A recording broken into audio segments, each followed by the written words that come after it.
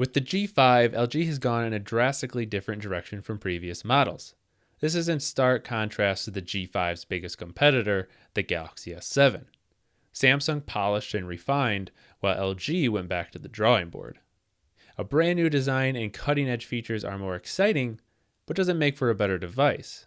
Let's take a look. LG started from scratch with the design of the G5. It's sort of like a cross between the Nexus 5X and the Nexus 6P. LG raved about the all-metal build, but it actually doesn't feel all that great in the hand.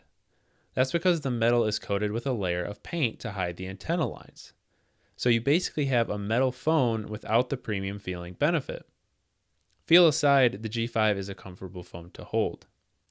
On the front is a 5.3-inch Quad HD LCD display.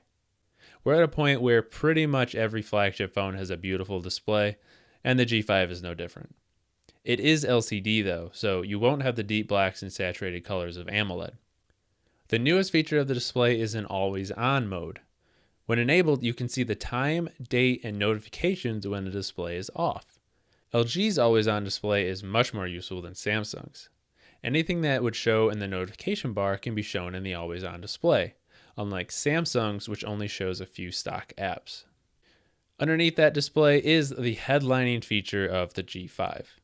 With a small button on the side, you can slide out the entire bottom chin of the phone. This slot can be used to simply swap in a fresh battery or use one of LG's modular accessories.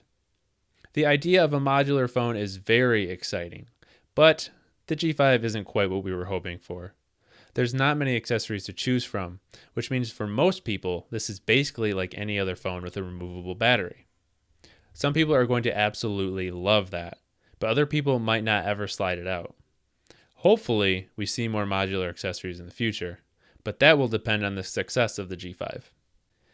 On the back of the G5 is not one, but two cameras. One is the standard 16 megapixel shooter from the G4, while the second is an 8 megapixel camera with a 135 degree wide angle lens.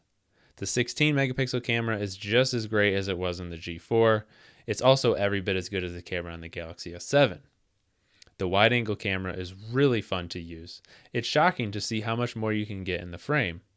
135 degrees is getting close to the 200 degrees that the human eye can see. The quality of the photos from the wide-angle camera is not as good, but it's still an incredibly handy thing to have, and you can switch between cameras on the fly.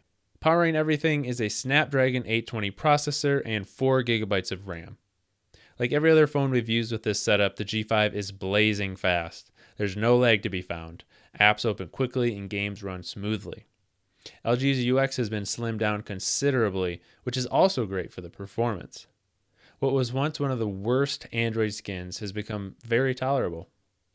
Battery life is not as amazing. Most days we're getting around 13 to 14 hours on a charge, with 3 to 4 hours of screen on time.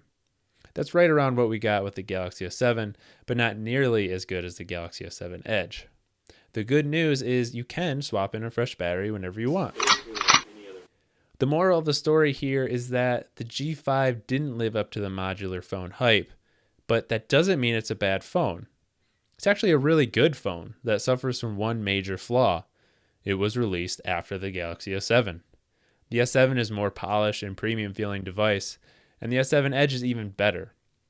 There's really nothing fatally wrong with the G5. It's just not the best phone on the market right now. But you can't go wrong with either one. For the full written review, visit Phandroid.com.